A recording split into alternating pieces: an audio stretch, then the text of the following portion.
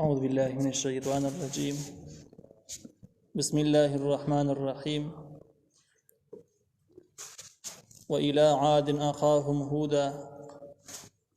قال يا قوم اعبدوا الله ما لكم من إله غيره إن أنتم إلا مفترون. سورة یہود 50 نمبر آیت. ندی 50 نمبر آیت راواخلا تقریبا یولس آیاتنا د هود علیہ السلام واقعہ ذکر کیږي تفسیری انداز باندې، او په سوره یهود کې دا 2 نمبر واقعہ ده. ټول واقعې د سوره یهود دا وو واقعات موسی علیہ السلام پورې ټول واقعات ذکر کیږي. په دې وو واقعاتو کې د شریعت ډیر اصول ذکر کیږي، ډیر احکام به ذکر کیږي چې خپل ځای باندې او باغې باندې بحث کوو د معتبرو تفسیرونو په حواله سره. لیکن دا 2 نمبر واقعات د سوره د هود علیہ السلام او د سوره د هم سوره هود ویل کیږي، ان سوره هم د قانون سره مشهور ده. دینه معلومیږي دا چې په دې سوره کې دنه دی واقعیت ډېر زیات اهمیت حاصل لري په نسبت د نور واقعیات باندې. والله تعالی و الى عاد امن لګلا و عادیانو ته اخاهم رور د حقوی هودن جهود علیہ السلام. عادیان په خپل زمانہ کې په تاریخي لیول باندې په څو خبرو کې ډېر شهرت لارو. یو دا وجه عادیان د جسم لحاظ باندې ډېر زیات غټ او طاقتور خلک. دویم انتهایی د خپل زمانې ډېر زیات بهادر خلک. او دریم نمبر عادیان د حسن په لیول باندې هم ډېر ښایسته خلک. دا درې وړ نعمتونه الله تعالی عادیانو ته په ډېر پراخه پیمانه باندې ورکړي، لیکن دې بدبختانو د خپل عقل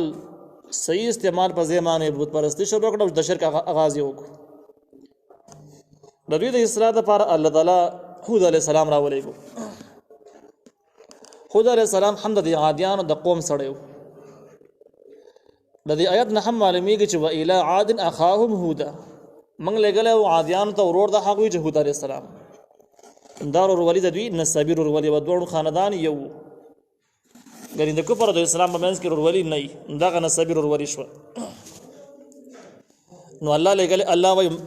و الی عاد موږ لګلې عادیانو ته اخاهم ورور د هغوی هودن چې هود علیہ السلام دی. قال ان دویل یا قوم اعبدوا الله، ای قوم عبادت کوي د یو الله. دا دعوت ته توحید شو، او دا د نبی علیہ السلام د دعوت تایید هم شو چې نبی علیہ السلام د الله تعالی د وحدانیت کم بیان چې کړی دی د نبی علیہ السلام یوازې شخصي رائے او شخصي قول او وینا نه و، بلکې ټول پیغمبرانو هم په دغه لار کې مهنت کړی دی او کار یې کړی دی. نو هود علیہ السلام هم د توحید لپاره کار کړی دی. نو الله وی قال دویل یا قوم اعبدوا الله، ای قوم عبادت کوي د یو الله. ما لکم نشته تاسو لپاره من اله بل خدای غیره سوا د الله نه.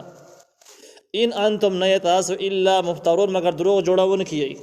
هر مشرک دا دروغ جن دی او په الله تعالی باندې دروغ وراړي. یا قوم ازما قوم لا اسالکم علیه اجرا، زنه غواړم تاسو نه په خپل دعوت باندې اجرا مزدوری. دا د هود علیہ السلام د بیان دویم اړخ دی. اولنۍ جملو کې د الله تعالی پوره وحدانیت ذکر کړ او د شرک نفي وکړه. بیا دغه نه وروسته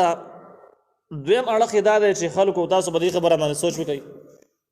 چې زه د الله تعالی د توحید دپاره د الله تعالی د دین دپاره شپه ورځ محنت کوم لګیا یم. تاسو په دې باندې پوهېږئ چې زه د خپل دعوت او محنت باندې تاسو نه 1 روپۍ هم نه اخلم، مزدوري پې نه اخلم. نو تاسو په خپله سوچ وکړئ چې زه مزدوري نه اخلم او تاسو ته محنت کوم، نو که دا دین آسماني دین نه وي او د الله تعالی حکم نه وي په ما څه غم و چې دا مې تاسو ته بیانوو او دومره ځان مې ستړی کوو. ځکه چې خلک کار کوي د الله رضا دپاره کوي یا د پیسې دپاره کوي. نو د پیسه خو دلته کې شته نه، نو چې نشته د الله رضا پاتې شوه، نو د الله رضا پاتې شوه دا دلیل د دې خبرې شو چې کومې خبرې زه کوم دا د الله ویلي زما خپل ذاتي خبرې نه دي. نو ګویا چې دا دویمه جمله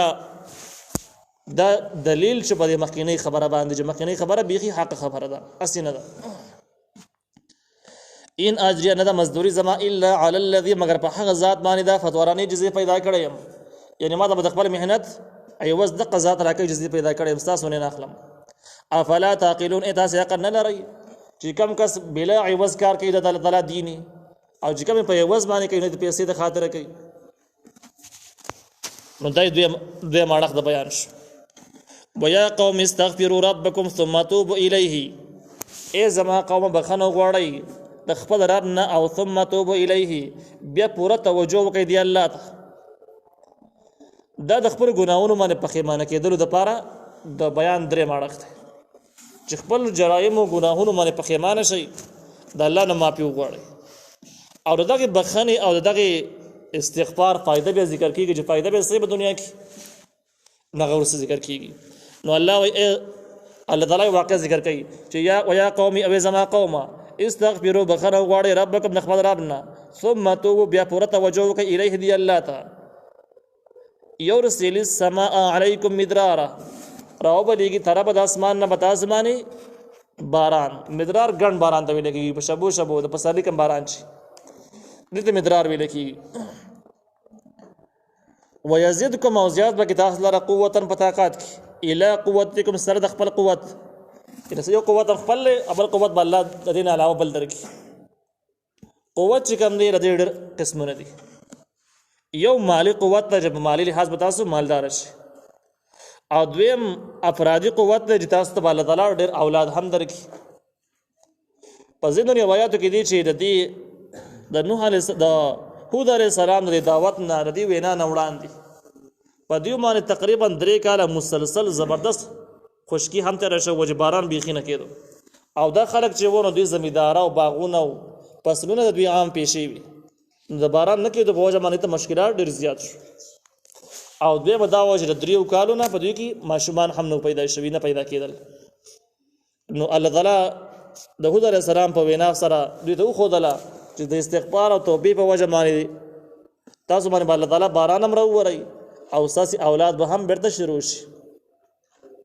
ولا تتولوا مجرمين او تاسو مګر زیږئ د خبرونه په حالت د جرم کې څه مطلب یعنی د خبرو د مخ اړول دا جرم دی نو دې زګین نه مجرمان واپس نشي د نوح علیه السلام د دعوت خلاصه شو اوس د دې اخوا د دې د قوم زد او بدنیتی ذکر کیږي عینات د قوم چې قوم دغه دعوت په مقابل کې اس عقلی نقلی دلیل وسره نو صرف زد راټینګ او زد د وجه نه کوم الفاظ استعمال کړل یا ذکر کیږي نو دا اثر کې امت لپاره هم تعلیم دی د عیانو لپاره مبلغین لپاره چې هود علی السلام د خپل قوم دومره زد او دومره نازونه او جرمونه برداشت کول او کار جاری ساتل د اسلام د عیان به هم دغه شان کې د خلکو په خبره باندې مایوس کیږي نه د دین کار به پری دی نه دوی چې چا د پاره لګیا دي نه غزات یینی او پورای وز ور کوي خلک یې منی که خلک یې نه منی خلکو خپل خوخه نو الله قالو دیو ویل يهود يهود علیہ السلام ما جئتنا تنير غلی مونږ ته به بینه په ښکارا دلیل سره نو باور سره کې د معجزې نه انکار وکړو او ویل چې دا مونږ ته معجزه پیش نکړه حالانکه یو پیغمبر هم داسې نه چې هغه معجزه خودلی نه او دعوت شروع کی وما نحن بتارکی الہتنا او نه یو مونږه پر خودن کې خپل خدایانو لره عن قولک استاد وینا د وجنا استاد خپل باندې په وینا باندې مونږ د بوتانو عبادت نه پریدو دیر زد دویمه جمله شو وما نحن لك بمؤمنین او نه یو مونږ ستاسو لپاره بمؤمنین ایمان راوړونکي یعنی په آینده وختونو کې هم مونږ ایمان نه راوړو زمونږ د ایمان پته ما چې په آینده وختونو کې هم نشي د هود علیه السلام بیان ډېر عجیب انداز باندې نو د قوم هم د زد انداز د اختیار کو چې بدریو طریقو باندې زد اظهار وکړو چې موږ بدنه ته یو بدریو طریقو باندې او دا سی ولې ورستا وینا حق ده منره پکار دي بلکې بدریو طریقو باندې د خپل زد او بدنه ته اظهار وکړو چې موږ دومره بدنه ته یو چې اوله خبره ده چې موږ ستاسو معجزې قائل نه یو ته معجزه نه پیش کړي دویم ستاسو په وینا باندې خدایان نه پریدو او دریم دا چې په آینده وختونو کې هم چرته به تا باندې ایمان نه راوړو ان نقول الا اعتراك من نوایو مگر دا خبره کوو چې رسیدلې ده تا ته رسولې ده تا ته بعض الہتنا بعضی خدایانو زمونږه بسوء تکلیف دوی ول صالح هود علیہ السلام چې کوم دعوت چلی زمون د بوتانو مخالفت کوي ویل دی وجه دا ده چې د زمون د بوتانو بد بیانوي او دی وجه د بوتان د ګټو نه جوړ دي د اسم نشي کولای د صفات نه لري د عبادت قابل اډول دینه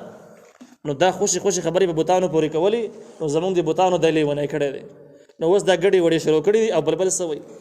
نو د هود علیه السلام دعوت او پیغمبرۍ تعبیر یې په څه سره وکړو په لیونتوب سره چې دا زمونږ د بوتانو د وجې نه لیونی شوی دی قال نو هود علیه السلام ویل انی اشهد الله یقینا زه ګواه کوم الله لره واشهدوا تاسم گواشی انی بریء مما تشركون چې یقینا زه بیزار یم د هغه شیونو نه چې تاسو شریکان کړي د الله سره دا د هود علیه السلام بهادری ذکر شو چې ټول قوم یو طرف ته کې دی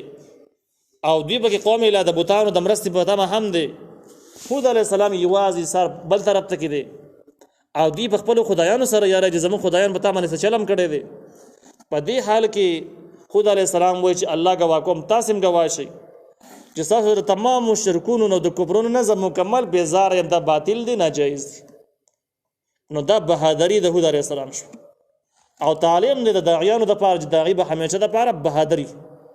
کم کس چې دین خورول غواړي دا به بهادر سړی دا به غیرت انساني نو په غیرت کې په بهادرۍ کې او بېتمې کېدل او بهادر کېدل دا سبب د دې جوړېږي چې دین مخکې چلیږي دین مخکې خورېږي کله چې تمه او حرص مخې ته پروتي او یا د بهادرۍ کمې نو بیا دین په پوره پیمانه باندې خورېږي نه من دونه فکیدون جمیعا د الله نه بغیر زما خلاف تدبیرونه جوړ کړي جمیعا ټول یعنی الله تاسو سره نه دی الله تعالی تاسو مرسته نه کوي او د الله نه بغیر چې کوم دي تاسو ټول راجمع شئ ټول قوم راجمع شئ غون عادیان چې څومره خلک یي او څومره بهادران یا څومره زوروران یي ټول راجمع شئ بوتان ځان سره ملګری کوي ثم لا تنذروني بیا ماته اس مهلت را نه کوي یعنی زما خلاف چې تاسو څه کولای شئ نو پوره خبره ولا ورکو دا د هود علیه السلام د بهادرۍ هغه دویمه جمله ده چې په انتهایی عجبه او بهادرانه انداز باندې قوم ته پیغام ورکړي چې څه کولای شي نه وکړي خو تاسو د کفر نه متاثر کېږئ نه خپل دین پرېږده نه انی توکلت علی الله یقینا ما توکل کړی دی په الله تعالی باندې توکل ځان سپارلو ته وایي ما ځان سپارلی دی الله تعالی ربي چې زما رب دی وربکم استاسې هم رب دی دې جمله کې اشاره شو دې خبرې ته چې کوم خلک په الله تعالی باندې پوره اعتماد لري او د الله تعالی سره خپل تعلق برابر کړي داسې خلک د مخلوق نه یریږي نه د مخلوق یاره په دې کې نه کوزيږي او چې کوم زړه کې د الله یاره نه د الله محبت نه نو په دغه زړه کې د مخلوق یاره په اسانه باندې کوزيږي نو د دې جملې نه معلومیږي دا چې د هود علیه السلام چې دومره بهادر دی او دومره زړورتیا سره لګیا دی وجه دا چې د زړه کې د الله یاره او د الله تعالی په ذات باندې پوره اعتماد دی نو په دې وجه د مخلوق نه بالکل سترګه هم نه سوځي هود علیه السلام ویل ما من دابت نشته هیڅ یو ژوندی سره الا هو آخذ بناصیتها مگر د الله یې نیسي من بناصیتها د سونډي نه ناصیت تندي باندې چې کوم یخته راځوان دي ته ویل کېږي تندي باندې چې کوم یخته سونډې د خلک تعبیر سره بیانوي د دې مطلب دا ده چې په دنیا کې څومره مخلوقات دي څومره ژوندي سره دي د ټولو اختیارات مکمل د الله تعالی سره دي او دغه اختیاراتونه اخوا دا مخلوق اسم نشي کوله ناسیه سونډي نه تاسو کنټرول کې راګيري نو هغه یو قسم نه د اختیار کې راغلی ګر شوی نو دا کینا یو تعبیر دی د مکمل اختیاراتونه چې الله تعالی په ټولو مخلوقات باندې مکمل اختیارات لري هغه څومره کافران دي کو ضروري مخلوق دی نو بیا هم د الله تعالی په اختیار کې په کنټرول کې دی او د الله تعالی د اختیار نه ورخ ودی هیڅ چاته هم ذره رسولې نشي نو چې کله دا چا دا قاعده جوړه شي دا نورم بهادر شي ان ربي یقینا رب زما علی صراط مستقیم په لار سم باندې دی یعنی څه مطلب یعنی په سیده لار چې کله روان شي د آسماني دین باندې شرعي لار باندې روان شي د الله تعالی رضا به حاصل کی او چې کله په سیده شرعي لار باندې نه ځي کګوګو لار باندې ځي نو په دغه لار باندې الله تعالی رضا نه حاصلېږي